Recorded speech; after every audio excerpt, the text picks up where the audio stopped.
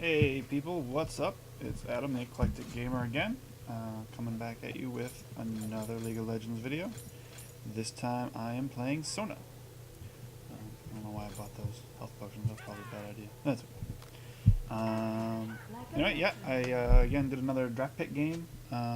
Unfortunately, we ended up in one of those positions where one of the players was like, I don't play support or ADC, but he ended up with it. So when that happens, I feel like probably I should have called ADC at that point, just because if the person really doesn't like it that much, then that might be bad for the team. But I'm playing Sona. Again, I feel like support is one of the roles I sort of end up with a lot, just because no one wants to do it. I feel like jungler goes in and out of that, where sometimes you get no one who wants to do it. But support happens a lot unless you get. Only time I feel like you get it is when you get like paired teams or pairs of people who are joining up to play in the same lane. But anyway, we'll see how it goes. Again, Sona is actually probably one of the first supports I started playing with.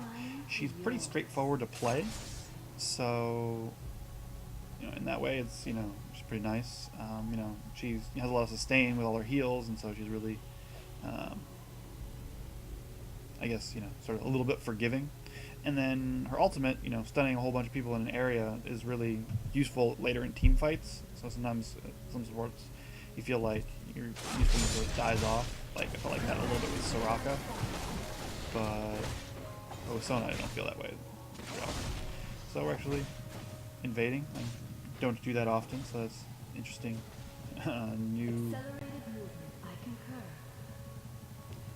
New thing a little bit for me. So anyway, as support, the things I'm working on are warding. Warding a lot better, since that's mainly what the support's job is. I'm getting better at trying to help out with some attacks, but not making sure I don't steal any kills from not kills, but like creeps from the ADC. But again, the wards is sort of the next thing I need to get better at.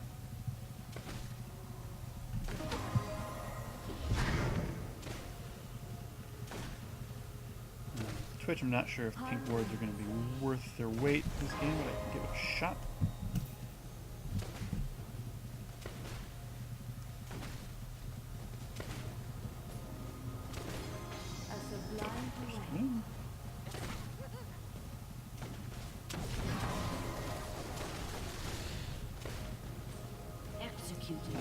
One thing I'm sort of learning about is zoning out enemy ADCs, just because if I keep them back from the actual kills, then I can keep them down on experience early levels, and that helps out my ADC. So right now, because again, you get experience from being near a minion kill when it happens, not necessarily even doing any damage to it. That's why supports can actually get experience.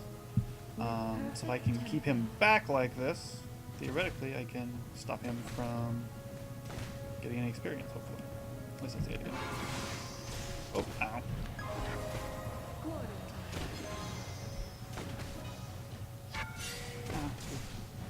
Just a little off on that range. That's okay. We're pushing pretty well here. Again, another thing I'm working on constantly is keeping to check the mini-map again. Now I am putting up the wards, but I need to make sure that I'm actually watching out for those jungle gangs, especially when we're this far pushed up. We can get hit pretty hard, so watch out for that.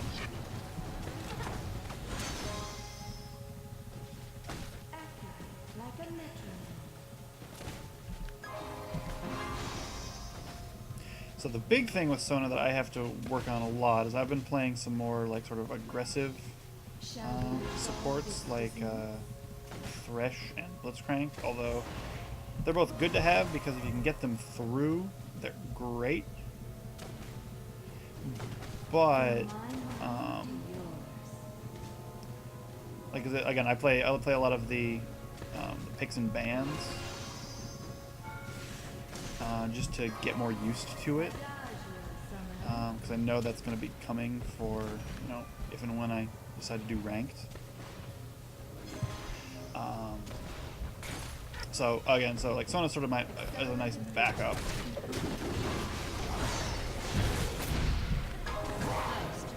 Nice, got it.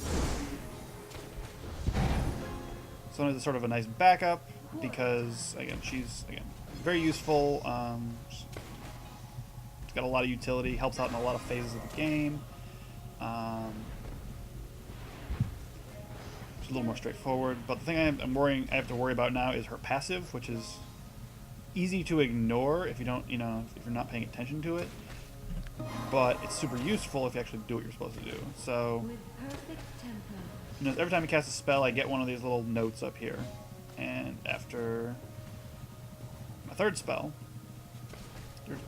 yeah, 3 spells, my next basic attack becomes a power chord. So basically supercharges my next basic attack. But what supercharge that is dependent on what my last spell cast was. And so if it was my Q, my damage dealing spell, then I do double damage for my basic auto attack. If it's the heal, it reduces their damage output. So if they're starting to put some damage on you, you can sort of nip that in the bud. E actually slows them down. Yeah, slows their movement speed, so if they're trying to get away, you can zap them with that. So, again, right now I'm in a good position now where I'm holding on to my power chord essentially. So, like the next spell I cast, then immediately my next auto attack is going to be like right now I can cast crescendo and then I slow him down. So again, I got pretty close to taking him out there. Oh, get away. We got pretty close to taking him down there. I think that was partially because I slowed him, which again, I'm not always used to doing. It's one of those things I kind of just ignored because it's really easy to just ignore and just go, oh, Sona just heals.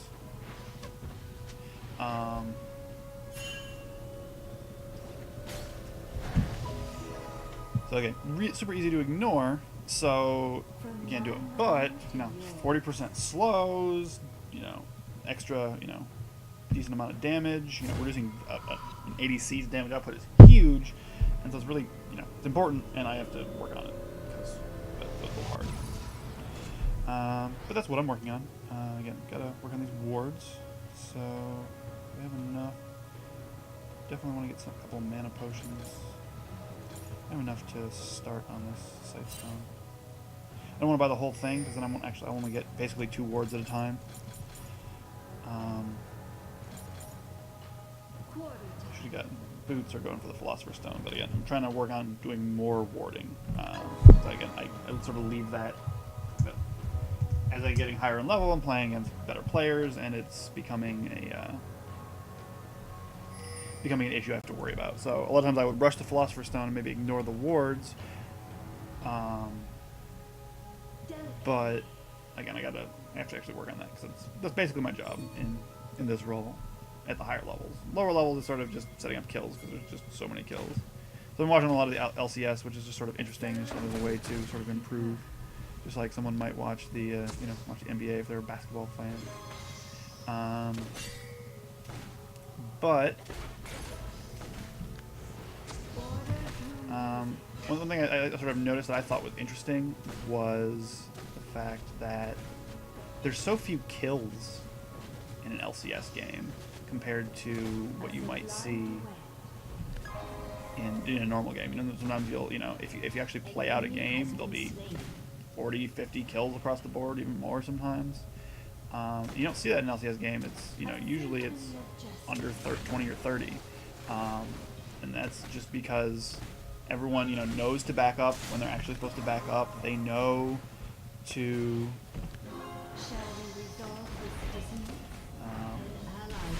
basically they know what's important.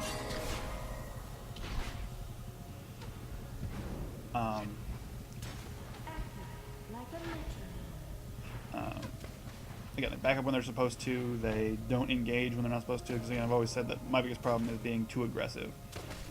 you know, which I'm working on. But yeah, like there aren't that many kills in these average games, and so I think that's just because of, you know, just the quality of quality of the players, and that, you know, that's sort of a telling sign sometimes, I think.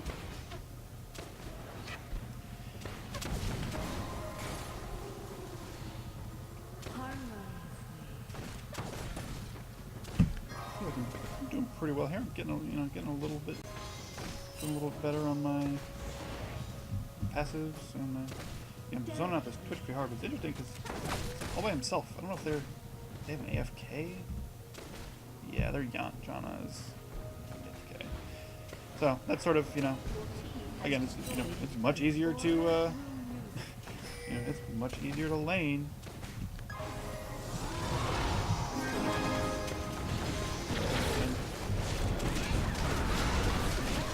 You're playing one fewer enemy.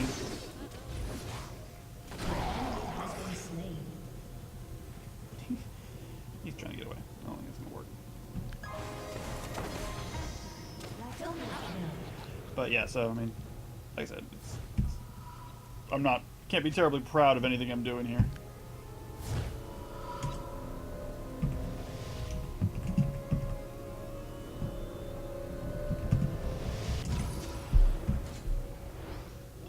Just because, like I said, I'm not actually, it's not that much of an accomplishment to beat them when they're a player down, but, you know, you can only do what you can do. So.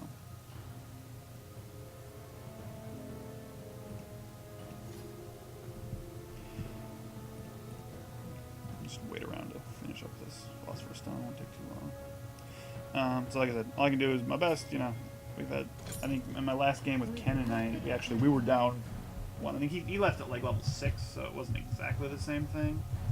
But we played most of the game 4v5, and it actually worked. And so you also can't get complacent. You have to, you know, play as well as you can. Because you know, if you're not doing well, they can. Even if they have just have like, you know, a couple really good players, maybe, you know, players playing on Smurf accounts, then they can beat you.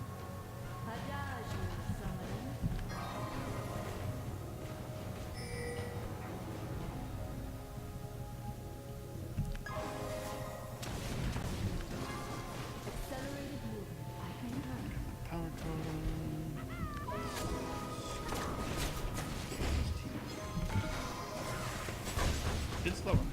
Didn't help, but.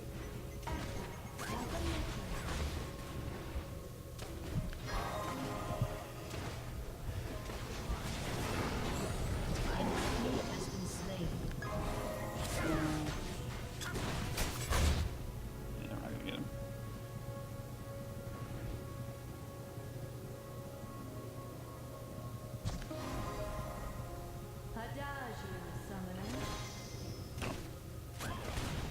And the other thing is, like, you know, you want to save your power cord, but at the same time, if you are going to cast 3 more spells in that time anyway, you're kind of wasting not using it. So.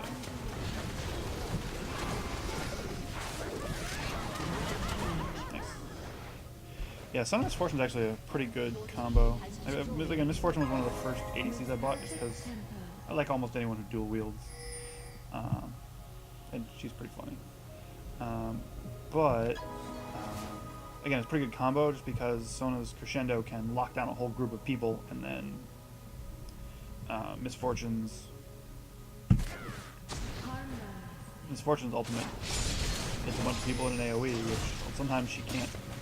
She has a hard time getting like a group of people in it. With the dragon? She has a hard time getting a whole group of people in her area, so someone can hold them in her area. So, in case any new people are wondering, this is sort of the logic behind having your attack damage carry and your support bottom, is because you want to be able to have your big damage dealers and everyone near the dragon, so you can have that ready to go.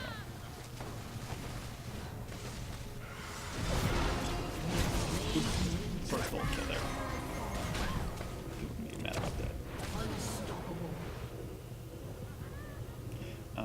I was trying to help.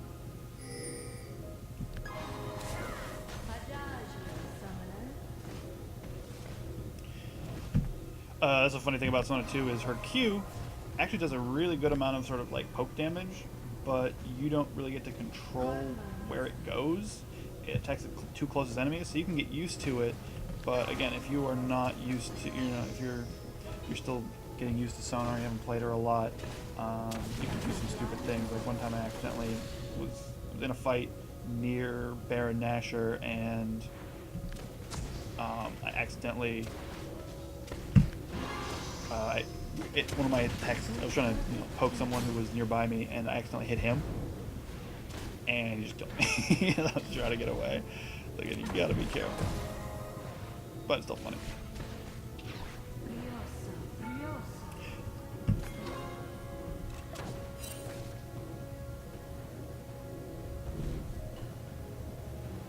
So, again, I'm pretty happy with how this is going. I can't really be, again, can't be too proud of it, just because we're playing 4v5. But,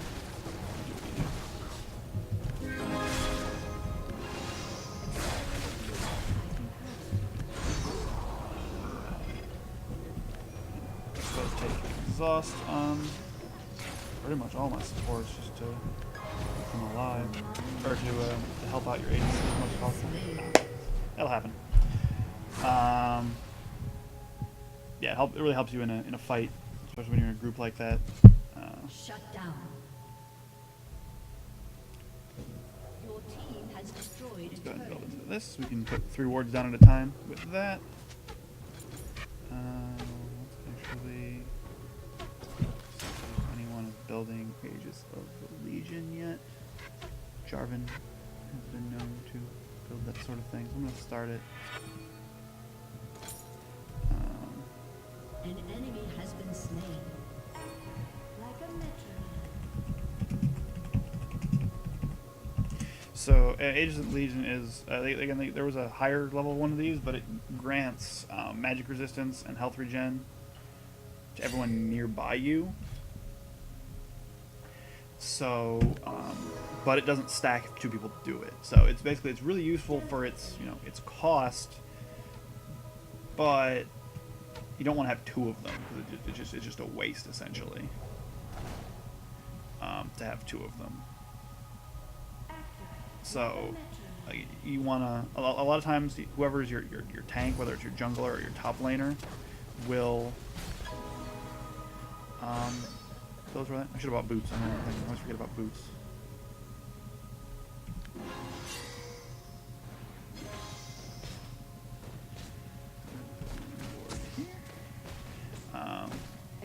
But anyway, so like there's no use in building 2 of them, so it's good to communicate with your team, tell them, hey, I'm building this. A lot of times the support will build it because they don't really build items for themselves, except in a couple situations.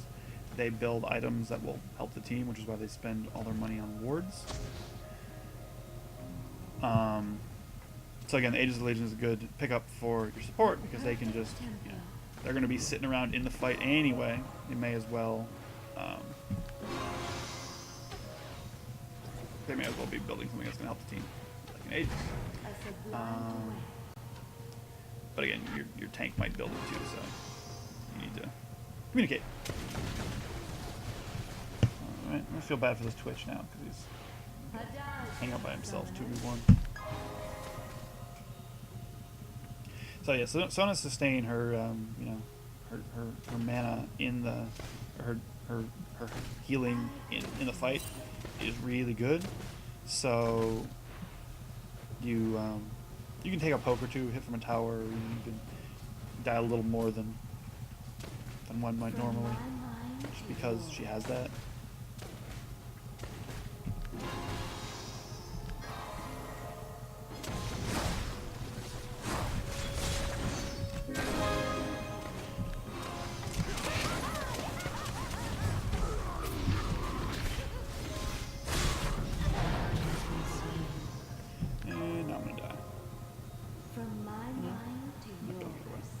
Boots, it's a hard problem.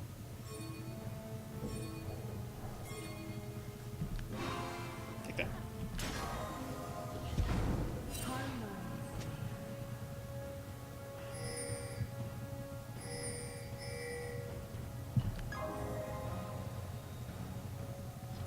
Go Jarvan.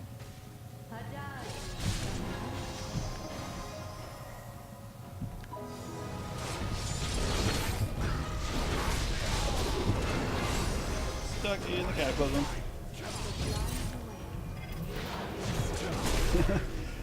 That is a problem with Jarvan 4 alt. You could sometimes trap the wrong people. Let's come over with now. Yeah, but I got trapped in there with the Kazakhs. If I had gotten out of there, I might have been able to survive. But that's okay. You know, I play Jarvan as well. He's awesome as a jungler. He's actually fun as top lane too. But yeah, that ultimate, it can be dangerous to your allies if you don't do it right. So it's team fight time. So I'm down with that. Yeah, the fun thing about Sona is she, you know, late game, she has great team fight potential with her crescendo. You can lock up a whole team if you do it right. It's only a second and a half, but it's, you know, it's huge.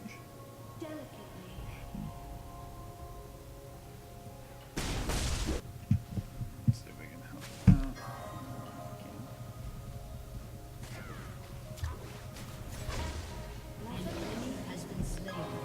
Tower down? Yeah, it is.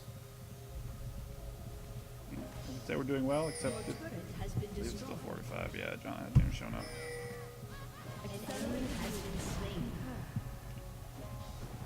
So, but again, you can win 45. So just, I'm glad they're playing it out though. I mean, it's annoying. They just hit 20 minutes. 20 minutes is sort of the unofficial surrender time. And there it is. Oh well. Sorry y'all. This game was a little boring. But hopefully I can do a little bit of Sona action. So, again, if you are a high-level player and you have some advice for me, I would love it. I can always use the help. If you're a low-level player and this helped, let me know. I hope you enjoyed it. Thanks. Bye.